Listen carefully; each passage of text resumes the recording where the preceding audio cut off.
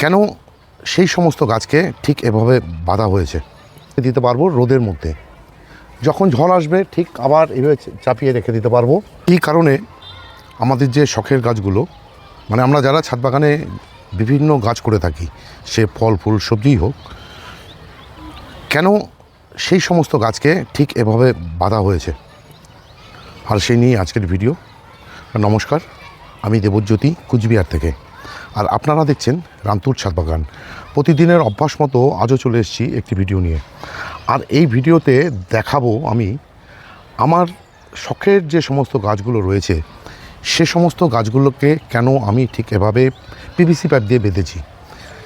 বেঁধে দেওয়ার নিশ্চয়ই তো কোনো কারণ রয়েছে। কি সেই কারণ? আমরা সবেমাত্র শীতের ফুল শেষ করে আমাদের যে বিভিন্ন পার্মানেন্ট ফুলের গাছগুলো রয়েছে, সে সমস্ত পার্মানেন্ট ফুলের গাছকে রিপোর্ট বলুন, ডাল কাটিং বলুন, রুট পুনিং বলুন, সব কিন্তু করে ফেলেছি। এবং শীতের যে গাছের টবগুলো, সেই সমস্ত টবগুলো কিন্তু মোটামুটি সেরে চলে গেছে।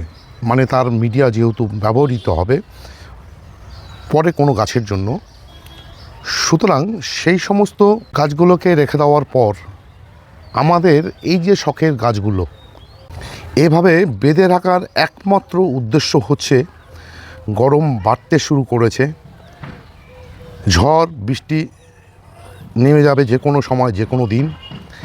এই ঝড় বৃষ্টি নেমে যাওয়ার আগেই গাছগুলোকে যেন ঝড়ে নষ্ট করে দিতে না পারে, তার জন্য কিন্তু বাধা হয়েছে। আর এই যে বেঁধেছি কেন, সেই সমস্ত গাছকে কিভাবে বাঁধলাম, সেটাই এবার আপনাদের সামনে আমি তুলে ধরব। এখানে দেখুন আমি গাছগুলোকে যে বেঁধেছি কীভাবে, সেটা আপনাদেরকে দেখাই। পিভিসি পাইপ বেঁধে রেখেছি একটি পিলারের সঙ্গে, এবং সমস্ত গাছগুলোকে ঠিক এভাবে বেঁধে দিয়েছি। আবার এই দিকটাতে দেখুন আমার যে সমস্ত ফলের গাছ রয়েছে, সে সমস্ত ফলের গাছ ঝড় এলে নিচে পড়ে যাওয়ার সম্ভাবনা থাকবে, কিন্তু যদি পড়েও যায়, মানে এই ছাদের মধ্যেও যদি পড়ে যায়, ভেঙে যাওয়ার কোনো সম্ভাবনা থাকবে না। তার কারণ হচ্ছে সমস্ত গাছই কিন্তু আমার গ্রো ব্যাগে বসানো। এই সমস্ত গাছকে ঝড়ে ফেলে দিলেও কোনো ক্ষতি হবে না, কিন্তু যদি এই প্যারাপিট ওয়াল না থাকার কারণে ওই দিকটাতে ফেলে দেয়, তাহলে কিন্তু আমার গাছগুলো একদম শেষ হয়ে যাবে। সেটা যেন হতে না পারে, তার জন্যই কিন্তু আমি আপাতত এই প্যারাপিট ওয়াল না থাকার কারণে আমি কিন্তু বাঁশ দিয়ে একটি রেলিং বানিয়ে রেখেছি। এই সমস্ত গাছকে এখনও বাঁধিনি, বেঁধে দেবো আজকেই। তার কারণ হচ্ছে এই সমস্ত কাজ করতে একটু সময় লাগে। এই যে দেখুন আমার যে আম গাছগুলো রয়েছে, আম গাছগুলোতে কিন্তু মুকুল থেকে গুটি সেট হতে শুরু করেছে। এই আম গাছকে যদি আমি বেঁধে না দিই, তাহলে এই যে গুটিগুলো ঝড়ে কিন্তু সব ঝরে পড়ে যাবে। যার জন্য আমাকে প্রতিটি মুকুলকে ভালো করে বেঁধে দিতে হবে এই বাঁশের সঙ্গে।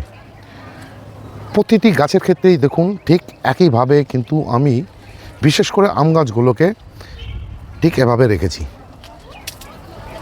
আবার এই সমস্ত গাছকে অতিরিক্ত রোদ বা গরমের থেকে মুক্তি দেওয়ার জন্য আমি কিন্তু দেখুন একটি গ্রিন নেট টাঙিয়ে রেখেছি। এই গ্রিন নেট টাঙিয়ে রেখেছি কিভাবে, সেটা হচ্ছে পর্দার রিংয়ের সাহায্যে।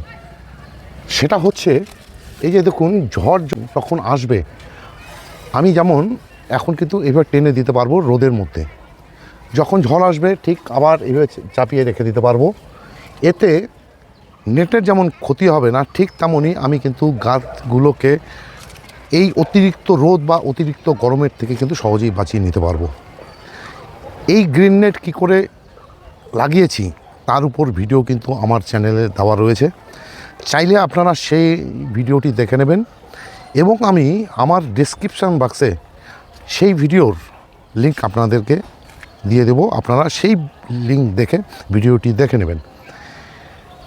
ঠিক এইভাবেই আমি আমার যে গাছগুলো, মানে ঝড়ের হাত থেকে কীভাবে বাঁচাতে হবে সেই ব্যবস্থাই করেছি, এবং সেটাই আপনাদের সামনে আমি তুলে ধরলাম।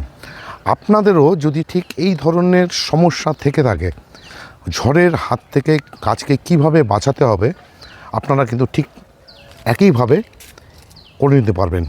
আপনাদেরকে দেখালাম আমি আমার একটি সেকশানে যেখানে প্যারাপিট ওয়াল নেই সেই সেকশানে কিভাবে আমি গাছগুলোকে প্রোটেকশন দিচ্ছি। আমার ছাদের মাঝখানে রাখা যে সমস্ত গাছ তাদেরকে দেখুন আমি ঠিক একটি গাছের সঙ্গে আর একটি গাছকে ঠিক এভাবে বেঁধে রেখেছি এবং এই যে 3টি সারিতে বাঁধা রয়েছে সেই 3টি সারির মধ্যে আবার মাঝে কিন্তু আমি 2টো বাঁশ বেঁধে দিয়েছি যেন ঝড় এলেও গাছ হয়তো দুলবে, গাছ হয়তো নড়বে, কিন্তু এতগুলো গাছকে একসঙ্গে ফেলে দিতে কিন্তু ঝড়ের একটু কষ্ট হবে। অতিরিক্ত পরিমাণে ঝড় যদি আসে তবেই কিন্তু গাছ ফেলে দিতে হবে বা গাছ ফেলে দেবে, কিন্তু সাধারণ ঝড়ে কিন্তু এতগুলো গাছকে একসঙ্গে ফেলে দিতে পারবে না। ঠিক তেমনই আবার এই দিকটাতে দেখুন প্যারাপিট ওয়াল থাকার কারণে আমি কিন্তু বাঁধিনি। এখানে একটি কথা বলে রাখি, যে সমস্ত গাছ ঝাড় হয়ে যাবে, যেমন এই একখানা কুন্দু ফুলের গাছ, গাছটি প্রচণ্ড ঝাড়, এই গাছটিকে কিন্তু বেঁধে দিতে হবে। তার কারণ হচ্ছে ঝড় এলে গাছটি কিন্তু ঠিক উল্টে পড়ে যাবে। যদিও এই গাছটিকে আমি আজকালের মধ্যে পুন করব, তার কারণ হচ্ছে কুন্দু ফুলের গাছ ফুল হয়ে যাওয়ার পর গাছকে পুন করে দিতে হয় এবং পুন করে দিলে সামনের সিজনের জন্য যে পরিমাণে শাখা পোশাখা আসবে তাতে কিন্তু প্রচুর পরিমাণে ফুল হবে। আমার এই গাছটিতে কী রকম ফুল হয়েছিল তার ভিডিও আপনারা নিশ্চয়ই দেখেছেন। এছাড়া এই যে জবা ফুলের গাছগুলো দেখুন বেশিরভাগই ছোট জবা, মানে 6 মাস আগের লাগানো, তাদের কিন্তু বাধা হয়নি। তার কারণ বাধা হয়নি এই কারণেই, গাছগুলো যেহেতু ছোট, প্যারাপিট ওয়াল থাকার কারণে ঝড় এলেও কিন্তু খুব সহজে উড়িয়ে নিতে পারবে না, তার জন্য এগুলোকে বাধা হয়নি। ঠিক তেমনই আবার বেঁধে দেইনি আমি একদম প্যারাপিট ওয়াল ঘেঁষা যে সমস্ত গাছ রয়েছে সে সমস্ত গাছকে, কারণ এই সমস্ত গাছের মধ্যে ঝড়ের হাওয়ার দাপট বা বৃষ্টির দাপট হাওয়া সহকারে অনেকটাই কিন্তু কম লাগবে। আবার বেঁধে দিতে হবে আমার এই যে এখানে যে গাছগুলো রয়েছে এই বড় গাছগুলোকে। আর এইভাবেই আমি আমার ছাদ বাগানের ঝড়ের মোকাবেলা করার জন্য কিন্তু ঠিক এই অবস্থাতে গাছগুলোকে রেখেছি, যেন গাছের কোনো ক্ষতি না হয়, গাছের টব যেন ভেঙে না যায়, তার জন্য কিন্তু আমাকে এসব করতে হয়েছে। আপনাদের ছাদ বাগানেও যদি গাছ ঠিক এই অবস্থাতে থাকে আপনারা চেষ্টা করবেন আপনাদের গাছগুলোকেও ঠিক এভাবে বেঁধে রাখতে, তাহলে এই ঝড়ের সঙ্গে আমরা কিন্তু খুব সহজেই মোকাবেলা করে গাছগুলোকে বাঁচিয়ে নিতে পারবো। আর এই ছিল আজকের ভিডিও। আজকের ভিডিওটি যদি ভালো লেগে থাকে বা ইনফরমেটিভ বলে মনে হয় তাহলে একটি লাইক দেবেন, কমেন্ট করবেন এবং আমার চ্যানেলটি যদি সাবস্ক্রাইব করা না থাকে তাহলে চ্যানেলটি অবশ্যই সাবস্ক্রাইব করে নেবেন, কেননা প্রতিদিন দুপুর 2টোয় আমার এই চ্যানেলে কোনো না কোনো ভিডিও চলেই আসে। সেই সমস্ত ভিডিও দেখতে হলে বা পেতে চাইলে আমার চ্যানেলটিকে সাবস্ক্রাইব করে নিতে হবে। সবাইকে অশেষ অশেষ ধন্যবাদ এবং শুভেচ্ছা জানিয়ে আজকের এই ভিডিও শেষ করছি। সবাই ভালো থাকবেন, সুস্থ থাকবেন, সবুজের সাথে থাকবেন। ধন্যবাদ।